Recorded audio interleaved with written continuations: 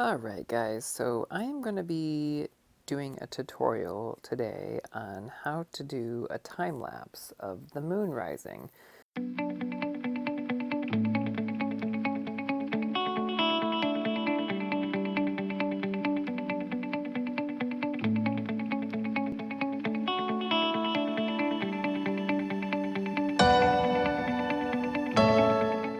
So this particular time lapse is going to be a little different in that there's not going to be any foreground. It's actually just going to be the moon cutting across the screen. I just wanted to do just a quick kind of tutorial on how I do that. So um, I shoot all of my images in RAW, and then I set my intervalometer on my camera to go ahead and take whatever burst of pictures that I wish. There's a lot of different ways you can do it. I'm shooting with the Sony a7 III, and I just go into the menu options and turn on the intervalometer. I have the way I've set up my time lapse is to take exposure every 2 seconds. That way it will give a quick second for the images to load onto the memory card. And then also as well too, I do recommend at least leaving a second or two in between each picture if you do have shutter claps. So just kind of keep that in mind too, because every time the shutter takes an exposure, basically, it's possibly going to vibrate the camera just a tiny bit.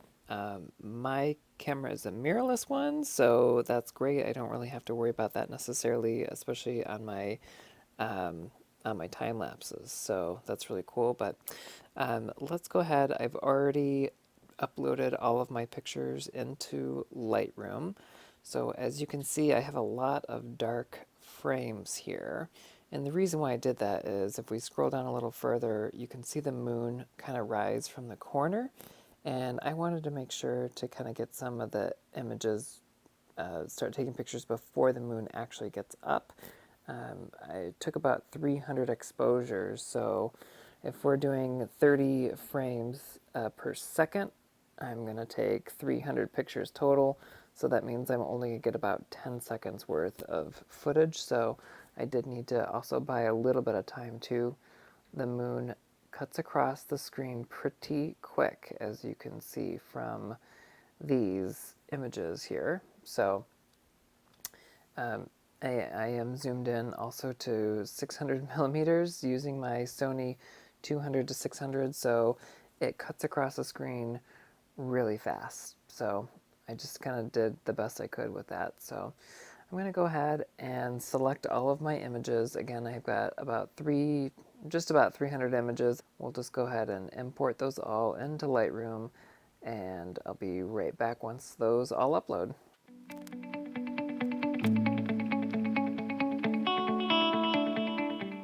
Alright guys, so all my pictures are uploaded here. These were all taken in RAW format, and so a couple of other people have messaged me before on social media asking why I shoot in RAW and not just shoot in JPEG, because after this I'm actually just going to export these into a JPEG. So the reason I personally prefer to do it this way is that, especially when I'm doing time-lapse like of the Milky Way, if you get a shooting star in one of your images, I have each and every individual image, so that's pretty cool. I can kind of do it that way rather than different other ways that you can do it. Like with JPEG, it's just, you get better quality with the RAW, and then I can edit any in post-production. So we'll chat about that a little bit further, because actually right now we are going to take a look at an image probably from the center, just where the moon is nice in the center. So again, I took about 300 pictures, so we'll just kind of go right in the middle here, and this image number 150 looks really good. So I'm going to go ahead into the develop module, and here is a raw picture of the moon. So I shot it up here at 1/250th of a second, f11, and ISO 320. So that's just the raw image straight out of the camera. So all of these images down below were just imported from the memory card. So we can go ahead and make some minor adjustments. I'm also kind of simultaneously working on another video on how to shoot the moon. So I will make sure to link both of those accordingly on each video to each other, just so you can kind of see. But as I noted in that video, I tend to like to keep my moon as natural looking as possible. We're going to go down these settings here and kind of make some adjustments, but some people like their moon a little bit more on the yellow side. I prefer to keep mine as natural as possible. I think just like a slight tint of yellow is great. Other people like theirs different, and that's totally fine. There's nothing wrong with that. Here's a before, here's an after. I think it just looks a little nicer with a slight hint of yellow.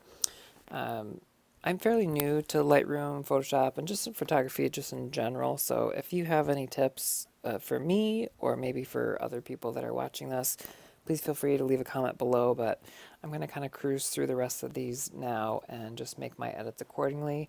I do tend to find that when I'm adjusting these, I really like to kind of do some extremes. So obviously with exposure, I was really happy with the way this was exposed, so I probably will be leaving that the same. But something like contrast, like I just like to kind of play around with it a little bit and see.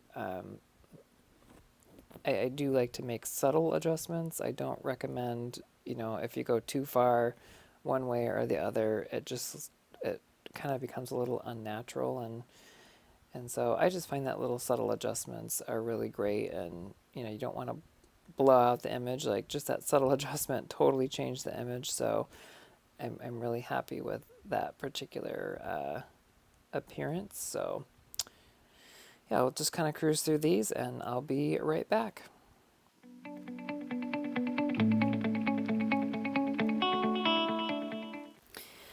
All right, guys, so overall, I'm pretty happy with this image here.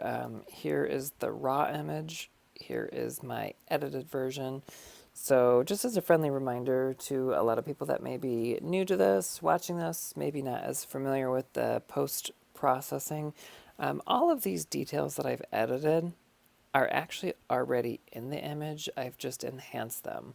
So that's one really cool thing that I've kind of learned about this. I've always thought that, people who edit photos are just like totally manipulating, the image. And, when you hear the word Photoshop, you just assume that, that means that someone added that crater right there or, added that darker spot right there. Some people do edit their images like that, and that's okay. That's the way they prefer it. Again, I just prefer to try to keep mine as natural as possible without doing too extreme things. When I'm making adjustments, I often don't make really drastic ones unless it's really necessary, and that's cool too. Some people like their images like that, but this is how I like mine. So this is an edited image here, and as you can tell, the next image is not edited. So what I'm going to do is I'm going to take that edited image. I am going to scroll all the way over and make sure all of my images now are gonna look like my edited one. And I'm going to hit the sync button. Make sure everything is checked and go ahead and synchronize. Give it just a quick second. So keep in mind too that I just synced only image number 150 all the way up to somewhere around 300. So I'm going to let this process up here. It says pacing settings. And then I'm going to do the same thing except from image number 150, which is my master template, if you will. And I'm going to make sure to synchronize the rest of these images as well too, because as you can see, those ones are not synced yet because they're not included in the highlighted ones that I just synced. So I'll be right back once all of that's set.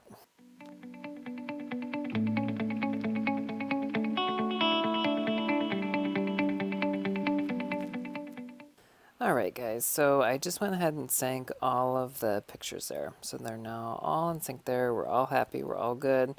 I generally like to go through and just kind of randomly do some spot checks. Alright, so the next step is we've uploaded our pictures, we've edited our pictures accordingly, and we synchronize all of our pictures. So we know that all of our whites and all of our highlights and contrast that we did in image number 150 here, we know that that's all taken care of. So that's good to go. Now I need to convert these files. Right now they're in RAW format, and now we're going to export them all into JPEG. So this unfortunately is a very time-consuming process, as a lot of people will probably already know. So I'm just going to go ahead and highlight all of these. Or actually, I'm sorry, I need to go into the develop mode too, because I was just kind of previewing the images. So I'm going to select the last image, scroll all the way over to the first image, and then I'm just going to click, and we are going to export these. So we'll do File, Export. So this will be a very critical step here in doing this, because you can't just export them and call it a day. So we're going to go ahead and upload these to a specific folder, and I'm going to choose that folder. So I have an SSD, and I called it Moon Tutorial. I put all of my raw images here under time-lapse. So I'm gonna put them in the same location, except they're gonna be saved as JPEG. So when I'm scrolling through, I'll be able to easily establish what's the raw ones, because that's raw, and then JPEG will just be JGP, so that'll be good. So I'm gonna choose that file. So the next thing that we need to do is come down here and to rename. So instead of it saying custom name, you have to rename it as a sequence. And what that's going to do is label each image. You know, we're going to come up with a title, so I'm going to call it Moon Time Lapse. And then I always like to date it as well too, so it's May 3rd, 2020. So what it's going to do is it's going to put a -1 next to the first one, -2 next to the second image, -3, -4, -5, all the way to the very end. So this will be really important, because when we upload these pictures, we have to tell the computer to upload the sequence, meaning it's not just going to upload random images, it needs to upload them in order, so when it plays it back, they're in order. So that's the most important step here. The next important step here is that we are going to upload these to a JPEG. So you can do TIFF if you want. I'm not sure if that will really work. JPEG is definitely the way to go, because it's smaller file sizes, and also too, when we upload them again, it'll be great quality as well too. So we'll keep that on sRGB, and we don't need to resize anything. We're good to go. Quality, yeah, I guess they say you can do 90 to 100 is fine. I guess I just leave it at 100, so that's fine. Metadata, don't really need to do anything with that.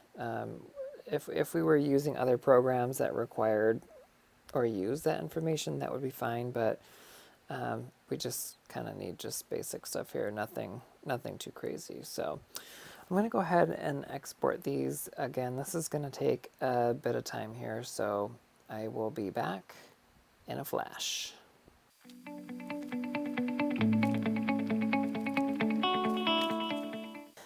All my images have been uploaded into my destination, so I wanted to make sure to point out again, when I uploaded the pictures, I specifically dumped them into the same general area where the raw photos were. So you can see that these ones are the raw photos. If you look right here, these are the JPEG files, so it's extremely important to remember to upload the right ones. So we are going to now open up Photoshop. And then we'll go into Open. And then we're we're going to go ahead and find the first image in the sequence. That's a JPEG. So once again, you have to upload the first image of the JPEG, not the raw photos, the JPEG. So here is the image right here. So you can see that it's the first image, second image, third image, fourth, fifth, all the way down to the end. So we're just going to click on the very first one, and we're going to make sure to click this image sequence, and we are going to hit open. This is where you can choose your frame rate. It sounds like most people use any 24, 25, or 30. I think since I didn't really take that many pictures, I only took 300 images, so if we do 30 frames a second, that's basically going to be 10 seconds worth of footage. So we'll go ahead and click that actually for now, and we'll click OK. Next thing that you're going to want to do is over here is click on the crop tool, and then you can reformat it accordingly. So I personally suggest, since I'm planning on uploading this to YouTube, that I'm just going to do 16 by 9 and hit enter. So if you recall, the reason why this image is completely blank is because I did take some shots before the moon started to come up from the corner here, and you'll see it rise here. So you won't see it until we're done rendering it. But so I can go ahead and hit the little export button down here. We've resized the image accordingly. When we render it, it's actually going to pull and sandwich all the images kind of together to make a short little tutorial, or a short little time lapse. So we'll go ahead and hit the export button down here. We're going to name this, whatever you want to name it, Moonrise or whatever, that's fine. And this was May 3rd, 2020. The next thing I'm going to do down here is, since I am uploading this to YouTube, I'm just going to go ahead and pick that option there. You can pick other options if that's what you wish to do. I think just, again, because I am uploading it to YouTube, I think that this is the best option to take. Next, I want to make sure to select the folder that I'm going to upload this to. It already kind of defaulted it to the same folder that we uploaded the raw photos and the JPEGs to, so just for ease, I like to keep everything all in one area. Just makes it easier for me. So I'm going to go ahead and click render. And this part is going to take a little bit of time to do. So again, I'm just going to let this export the video and make it, and then I will be right back.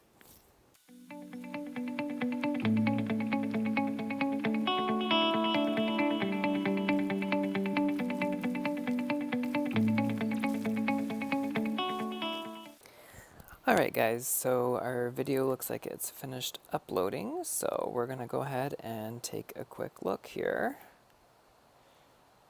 So here it is.